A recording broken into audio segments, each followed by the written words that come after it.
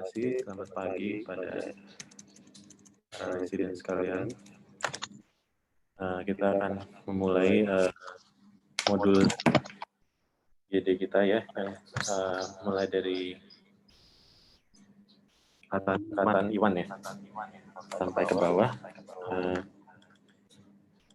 Selama seminggu ini kita akan bahas kasus-kasus tentang ocular emergency ya, dan cara penjahitan.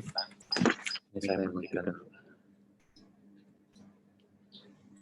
Jadi pertama di sini mungkin kalau bisa di videonya dinyalakan ya. Jadi kedaruratan mata adalah suatu keadaan di mana mata terancam akan kehilangan fungsi penglihatan atau akan terjadi kebutaan ya, bila tidak dilakukan tindakan ataupun pengobatan secepatnya. Jadi gawat tuh artinya fungsi penglihatannya terancam untuk hilang ya. Jadi harus segera dilakukan. Kalau darurat itu artinya harus segera dilakukan tindakan supaya fungsi penglihatannya tidak hilang. Nah, ya, kemudian daruratan mata sendiri dibagi menjadi mekanis dan non-mekanis. Ya, jadi kalian nanti di IGD tentunya akan mendapatkan kasus-kasus kedaruratan maupun non-kedaruratan. Jadi kedaruratannya artinya harus dilakukan tindakan secepatnya ya. Kemudian ya, kedaruratan mata berdasarkan waktunya itu ada yang gawat dan darurat. Artinya gawat itu dia tadi sudah saya paparkan ya, bahwa gawat ini dapat mengancam penglihatan, dan darurat ini artinya memerlukan penanganan segera ya. Jadi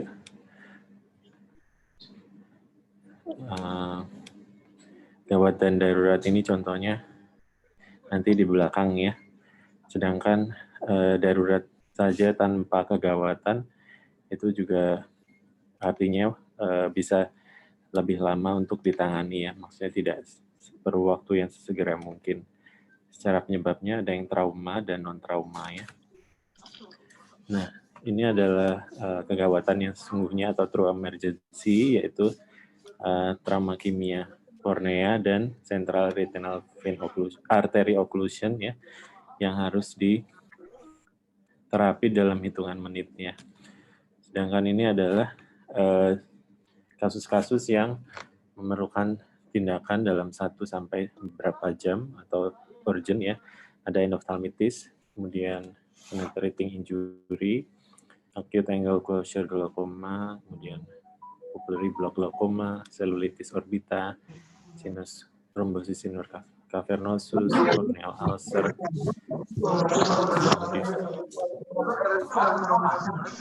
Halo? Kedengaran suara saya? Oke, saya lanjut ya. Kemudian corneal foreign body, corneal erosion, ya, acute iritis. Kemudian ada acute retinal tear dengan pendarahan, retinal detachment, desematokel, hifema, pendarahan vitreous akut, dan laserasi kelopak ya. Nah, ini bisa ditunda sampai beberapa jam, dan yang situasi yang bisa diterapi dalam beberapa hari ataupun sampai minggu itu contohnya ocular tumor, optic neuritis ya, exophthalmos yang akut, kemudian open angle glaucoma, retinal detachment, strabismus, kemudian blowout fracture. Nah, ini kasus-kasus yang kita bisa menunda sampai beberapa hari sampai minggu ya, terutama kalau membutuhkan pemeriksaan penunjang lebih lanjut ya. Nah, ini klasifikasi trauma menurut trauma berdasarkan BETS ya. Ya tadi memang ocular emergency tadi ada yang trauma, ada yang non trauma. Nah, kita akan bahas yang trauma dulu ya. Jadi ocular trauma ada yang open globe dan yang close globe ya. Kalian tentunya sudah pada tahu Birmingham Eye Trauma Terminology Study ini ada type-nya, ada A, B, C, D, E, kemudian grade-nya A, B, C, D, E juga, kemudian zonanya 1, 2, 3. Ini bisa dibaca sendiri ya. Jangan lupa tentunya dalam setiap pasien ocular trauma kita periksa RAPD-nya ya. Karena dengan RAPD ini kita bisa memprediksi visus akhir dari pasien yang mengalami trauma ya. Nah, jadi ocular trauma score ini memperhitungkan adanya visus awal, kemudian ada tidaknya ruptur, endophthalmitis, perforating injury, retinal detachment, dan RAPD yang positif. Dengan semakin tingginya skor, artinya dia visus akhirnya akan semakin bagus ya. Nah, kemudian apa saja yang perlu di konseling ke pasien dan juga keluarganya tentunya waktu kalian berada di IGD ya. Nah, tentunya pertama kali kita harus memperkenalkan diri, ya, membina raport, kemudian menjelaskan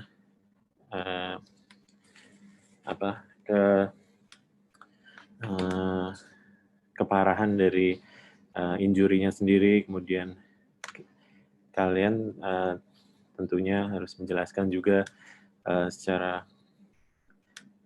jelas ya ke pasien itu anatomi mata, apa yang terlibat dalam proses trauma tersebut, kemudian bagaimana injurinya, kemudian apa tujuan terapi, termasuk apakah untuk penglihatan atau hanya kosmetik saja atau hanya untuk supaya tidak nyeri ya.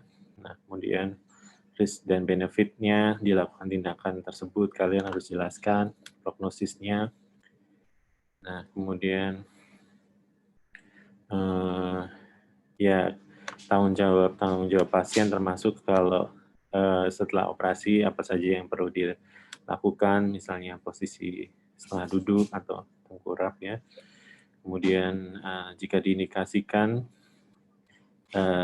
kalian juga harus menjelaskan tentang enukleasi atau eviscerasi ya, apa yang akan diangkat, bola matanya atau isi bola matanya. Nah, itu jangan lupa untuk di inform konsen ke pasien. Dan untuk yang kasus-kasus dengan eviscerasi atau pengangkatan bola mata biasanya kita akan tulis di rekam medisnya ya.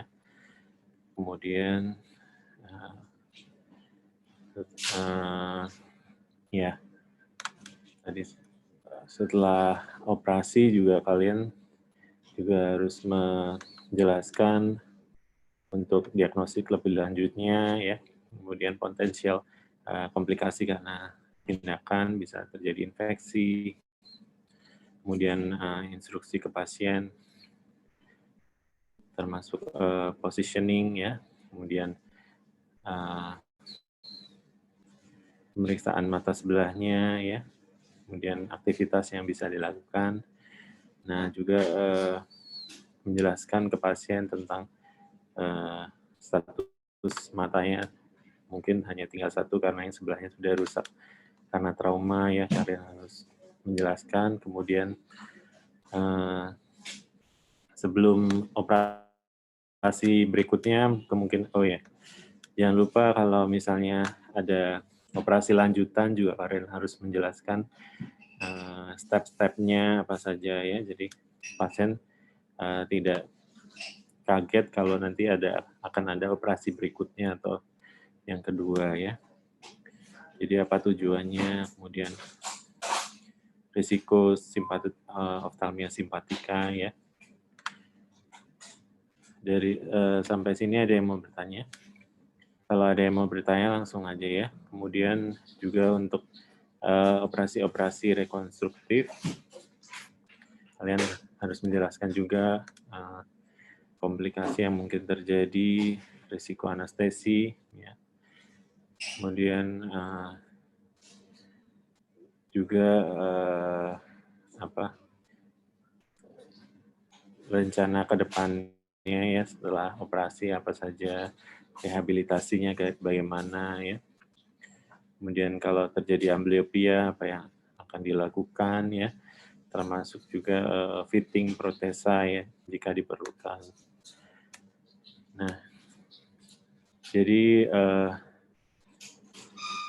pada visus yang sudah nol atau no light perception, nah tentu saja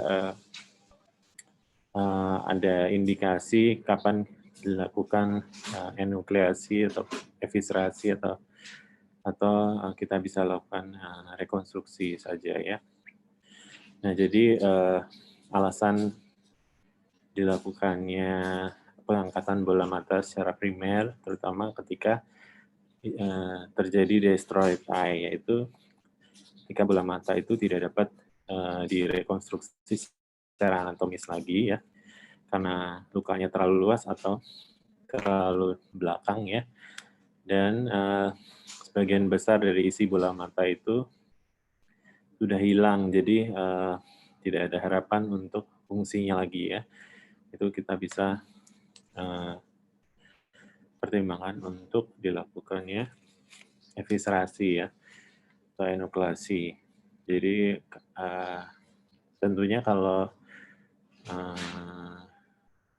skleranya masih intak, kita bisa hanya lakukan eviscerasi, tapi kalau skleranya sudah compang-camping, nah itu bisa dipertimbangkan enukleasi ya. Kemudian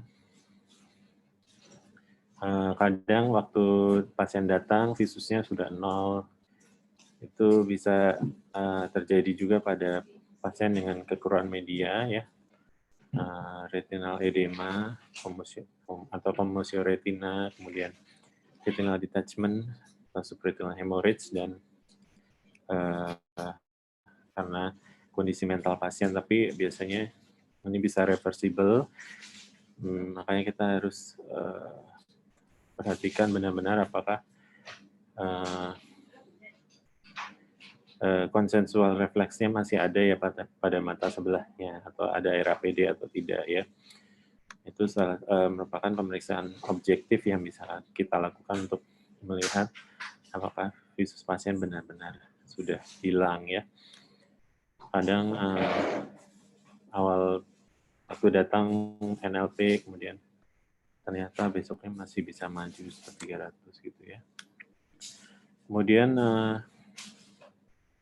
indikasi apa saja ya untuk secondary intervention pada mata yang trauma ya. Kita bisa melakukan eksplorasi misalnya ya kalau pada yang occult scleral laceration ya. Kemudian misalnya terjadi iris prolapse ya setelah primary suture, nah kita bisa lakukan resuturing ya, atau nah itu kita harus jelaskan ya kalau misalnya ada terjadi kebocoran ya, kemudian penetrating keratoplasti ya, itu misalnya pada yang ulkus ya, ulkus yang sudah perforasi, misalnya kita lakukan periosteal graft ya, nantinya di kemudian hari bisa jadi kita akan melakukan keratoplasti ya. Kemudian pada kasus ifema ya, kita harus jelaskan ke pasien kalau terjadi peningkatan TiO yang sangat tinggi, kita bisa melakukan irigasi aspirasi ifema ya, kalau mengancam terjadinya kornea IBBC ya. Kemudian kita juga bisa melakukan iridoplasti jika terjadi iris yang robek ya, atau iridodialisis ya, untuk mengurangi glare juga ya. Kemudian yang sering juga operasi katarak ya, untuk tindakan secondary intervention-nya, kemudian juga pemasangan lensa termasuk ya, terutama pada anak-anak ya. Kemudian kita juga bisa melakukan vitrektomi ya untuk membersihkan pendarahan vitreus, membran atau IOFB untuk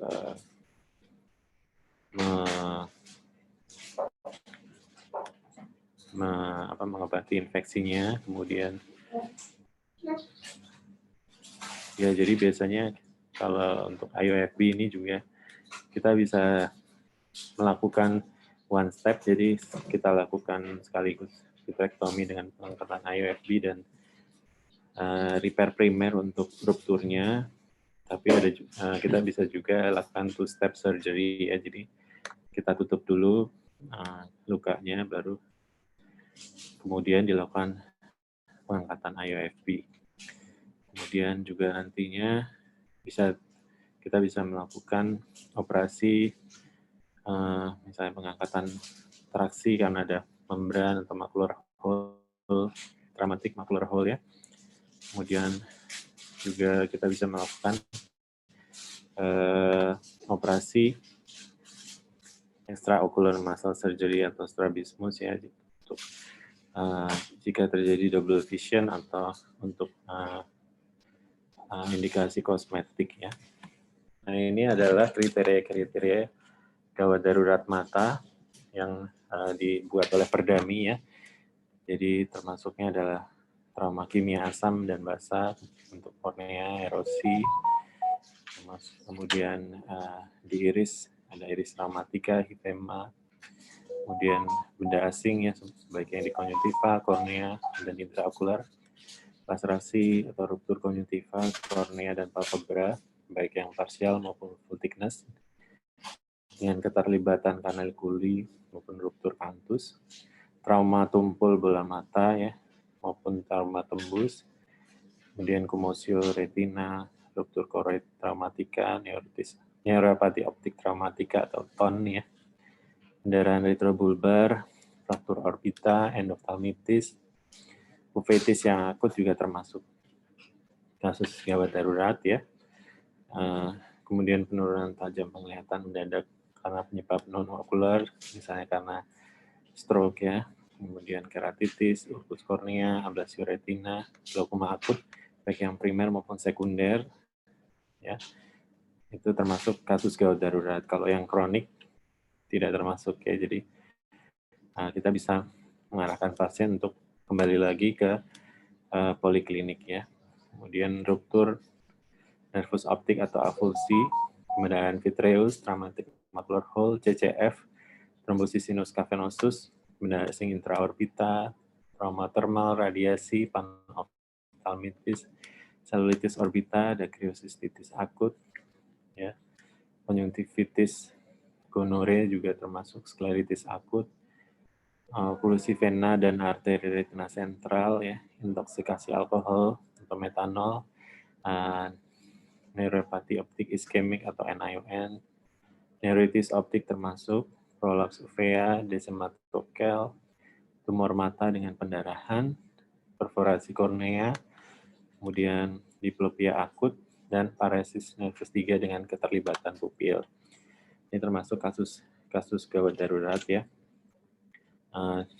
yang bisa diklaim untuk BPJS ya. Namun di luar ini itu termasuknya false emergency. Ya. Mungkin sampai di sini ada yang mau bertanya? Karena waktunya juga terbatas ya.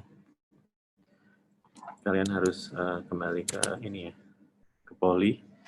Ada yang mau bertanya mengenai kasus-kasus gawat daruratan? Halo?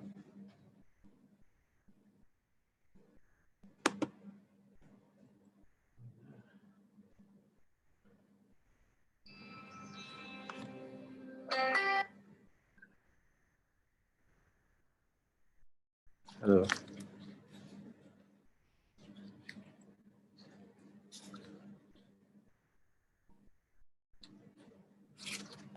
Izin dok, kami rasa sampai sejauh ini sudah cukup jelas dokter. Oke. Ya udah, ada lagi terusnya ini tahap 2 ya yang baru masuk. Nanti kalian yang tahap 3 ya, yang atau tahap 2 yang jaga 2 atau jaga 3 ini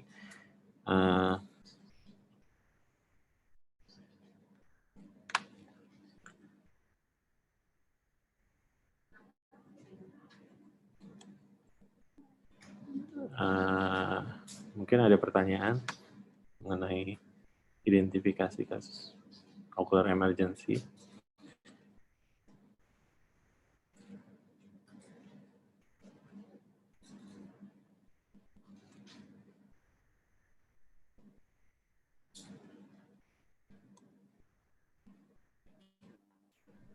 Izin dok, dari saya sejauh ini cukup jelas dokter.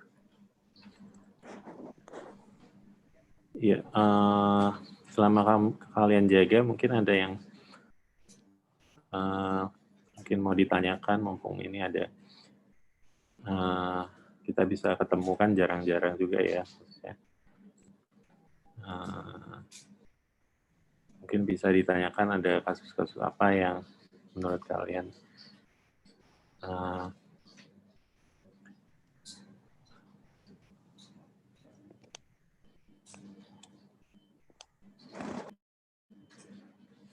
yang masih membingungkan mungkin, atau terutama untuk ininya ya, apa, penata laksanaannya ya.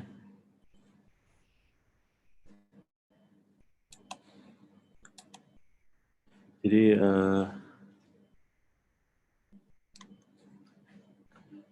kasus ocular emergency itu tadi ada yang trauma ini mungkin secara sepintas saja kita bahas. Ada chemical injury ya. Ada yang alkali dan acid ya.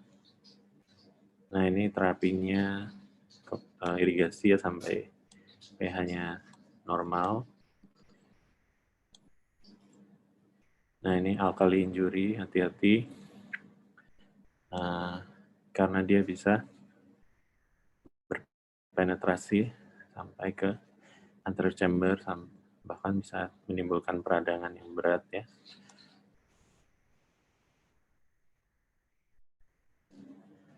Nah untuk bisa sampai dilakukan corneal transplantation ya untuk alkali injury ini. Kemudian untuk blunt trauma ada. Ya. Izin dok, maaf, mau bertanya dok untuk penggunaan obat vitamin C dok. Sebenarnya kan kalau di IGD itu ketika kita meresepkan itu biasanya memang dosisnya kecil sekali tabletnya. Jadi memang kita biasanya harus, saya suka mengedukasi untuk beli di luar dok dengan sediaan yang 500 mg. Yeah. Nah, cuman biasanya suka ditanya oleh pasien dan keluarganya itu sebenarnya fungsinya apa dok, dan itu saya sebenarnya mungkin kalau dokter bisa memberikan masukan lagi dok, sebenarnya inti dari harus diberikan vitamin C itu bagaimana dok? Terima kasih dok. Ya ini ada nih vitamin C 2 gram itu tujuannya untuk mempromot kolagen sintesis ya. Jadi kan kalau alkali injury itu trauma kimia itu kan memang ya yang terlibat kolagen nasanya meningkat, jadi dia terjadi lisis dari kolagennya, sehingga untuk mempromot kolagen yang baru kita butuh vitamin C memang gitu ya. Dan untuk minumnya kira-kira berapa lama dok? Ya sampai tenang biasanya ya, kan ada fase-fasenya ya untuk trauma kimia ini, ada fase-fasenya. Kan ada di SOP juga ya. Ya, mungkin ada lagi pertanyaan. Ini trauma kimia ini termasuk, ya? Ya dok, saya Winta dari tahap 2 dokter. Izin tanya dokter, untuk trauma misalkan traumanya ini karena ruptur palpebra yang full thickness superior inferior, dokter kebetulan saya bertemu pasiennya. Nah lalu jika dia mau dioperasikan, secara kita tahu untuk OKIGD antriannya panjang dokter. Apakah perlu untuk dijahit situasional dulu dokter supaya tidak mungkin memperparah kondisi rupturnya, atau sebaiknya dilakukan eh, penutupan dengan kasa saja dokter, mohon arahannya. Terima kasih dok. Ya, sebenarnya untuk teknik penjahitan palpebra sendiri nanti ada kuliahnya dengan Dokter Ira. Mungkin bisa nanti ditanya lebih lanjut ya. Tapi setahu saya biasanya kalau dia itu hanya partial thickness, kita masih bisa lakukan tapping ya dengan sterile strip itu ya, bisa diberikan sterile strip sementara menunggu dia untuk repair-nya gitu ya. Itu aja sih bisa dilakukan ya sambil menunggu untuk operasinya. Gitu. Baik, terima kasih dokter. Ya, ada lagi untuk jaga 2 atau jaga 3 ya? Iya dokter, izin dok dengan Rino dok. Izin di grup di chatnya ada pertanyaan dari Syasha dokter. Mohon izin saya bacakan, boleh dok? Iya ya. Baik, mohon izin bertanya dokter, pada kasus pasien dengan kecurigaan endoftalmitis, akan tetapi saat jaga dibutuhkan pemeriksaan USG untuk menyiapkan diagnosis. Iya. Namun apabila pada kasus ini pasien dengan swab COVID positif dan tidak bisa dilakukan USG dalam waktu dekat, sekiranya batas waktu penundaan itu bisa sampai berapa lama ya dok? Oh iya. Ya, sebenarnya sih endoftalmitis kita bisa lihat dari ini ya, dari anamnesisnya ya, ada riwayat operasi sebelumnya atau ada tidaknya riwayat sakit gigi atau yang untuk endoftalmitis endogen ya, risk factor-nya. Kemudian juga dari pemeriksaan fisik kita bisa lihat matanya itu inflame, hot eye ya, kita sebutnya sebagai hot eye. Jadi sebenarnya dengan itu saja kita bisa kalau seandainya kita kesulitan untuk melakukan USG karena pasiennya positif COVID ya, secara klinis dan anamnesis kita bisa menegakkan diagnosis endoftalmitis ya, kita bisa melakukan tindakan misalnya injeksi intravitreal dulu gitu ya, atau dengan pemberian antibiotik intravena ya. Nah, itu sih yang bisa kita lakukan sampai kondisinya teratasi ya. Dok, izin saya ingin bertanya, boleh dok, dari Gina dok? Ya dok, saya mau tanya, pada kasus komosio retina, kan biasanya diberikan beberapa, DPJP ada yang prefer diberikan MP, ada yang tidak dok. Saya mau tanya, itu sebenarnya lebih ke seluas apa area yang komosio sampai harus diberikan MP, dan berapa lamakah harus diberikan MP sesuai dengan luasnya gitu loh dok. Karena beberapa ada yang nggak usah, nanti ditunggu aja, ada beberapa yang langsung memberikan MP begitu dok. Ya, memang harus dilihat juga visusnya ya. Kalau dia mengancam makula ya, misalnya visusnya turun, nah itu ada indikasi untuk pemberian MP ya. Dan dosisnya juga nggak perlu terlalu tinggi ya, jadi dosis antiinflamasi aja. MP-nya jadi 4 mg 0,4 mg ya per kilogram berat badan. Itu untuk MP-nya.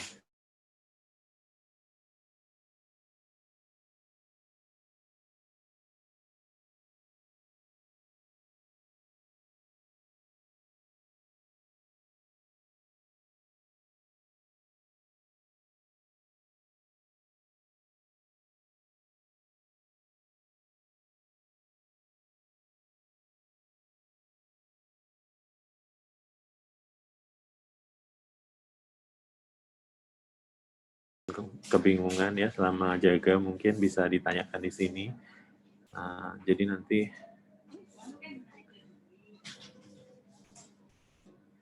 kita bisa diskusikan bersama mungkin. Masih ada waktu 5 menit ya.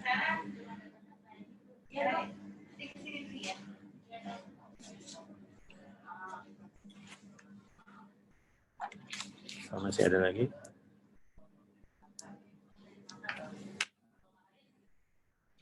Ya dok, izin dok, Hafiz dok. Ya. Terkait dengan pemeriksaan kalau kita ada pasien trauma bedside atau konsulen bedside yang trauma,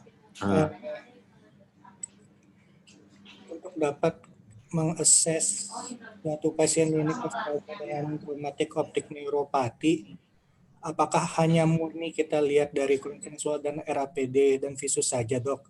Ya.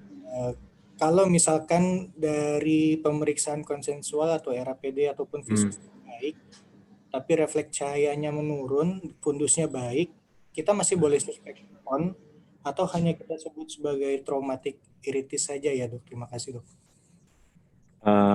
Iya, biasanya kalau udah ton itu penanda utamanya ya RAPD sama konsensual refleks sama visus turun. Kalau hanya refleks fundus, refleks pupil menurun ya. Iya dok. Ya itu masih bisa karena yang lain sih. Gitu. Kalau begitu, misalkan kita memang hanya mendapatkan dari pemeriksaan refleks cahaya yang menurun saja, kecurigaan udah bisa kita singkirkan belum ya dok? RAPD-nya ada nggak tapi? RAPD-nya nggak ada dok. Karena RAPD nggak bisa kita periksa karena refleksnya menurun dokter. Jadi kita nggak bisa nilai betul apakah dia ada RAPD atau tidak.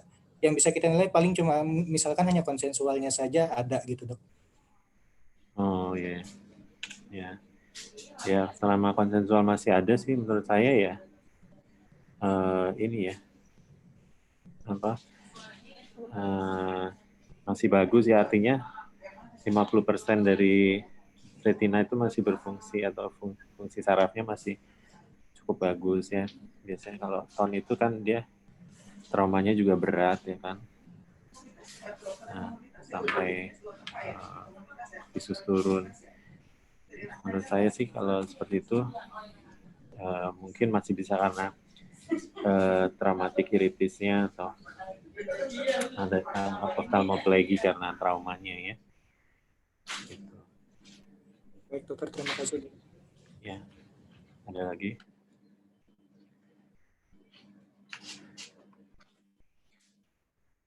Ya jadi kesimpulannya untuk identifikasi kasus ocular emergency ini, jadi tadi yang terpenting itu adalah kasus-kasus yang memang harus dilakukan tindakan segera ya, itu yang sebagai true emergency ya, jangan lupa itu CRAO dan trauma kimia ya. Kemudian untuk yang kasus-kasus urgensi itu tadi dilakukan tindakan sampai berapa jam.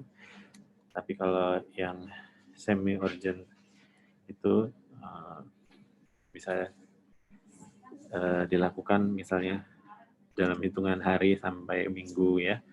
Itu kita bisa melakukan diagnostik rencana diagnostik lanjutan terlebih dahulu ya. Nah, kalian harus tahu itu jangan sampai miss ataupun tindakan kita terlambat gara-gara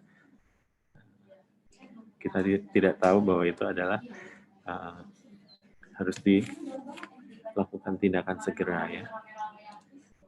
Saya rasa itu aja, dan yang terpenting juga adalah inform consent ke pasien ya, karena kasus-kasus ocular trauma ini sebagian besar itu memang terutama ocular trauma ya, itu memang sebagian besar hasilnya kurang memuaskan ya, kurang bagus. Jadi kalian sebagai dokter jaga di IGD juga di awal harus menjelaskan ke pasien kemungkinan ataupun prognosis yang mungkin terjadi ya. Jangan memberikan harapan ke pasien yang muluk-muluk sehingga nanti di kemudian hari bisa menimbulkan tuntutan ya. Jadi harus dijelaskan juga risiko-risikonya ya, termasuk operasi bisa terjadi pendarahan ya waktu operasi juga, ataupun penglihatannya bisa makin buruk. Nah itu kemungkinan juga, ataupun kebutaan sampai kebutaan itu harus dijelaskan ke pasien. Jadi pasiennya tidak akan menuntut di kemudian hari, terutama juga pada saat bola matanya diangkat juga kalian juga harus meminta ACC kepada dua DPJP ya biasanya ya. Dan memang saat ini kita yang berusaha untuk mempertahankan atau preserve di eyeball ya daripada mengangkat bola mata. Tapi tadi sudah saya jelaskan bahwa kalau kondisinya dia sudah sampai destroyed eye ya, dan sama sekali nggak ada harapan untuk fungsi ya, atau misalnya ada infeksi yang sudah sampai panoftalmitis ya, mau nggak mau ya harus diangkat ya.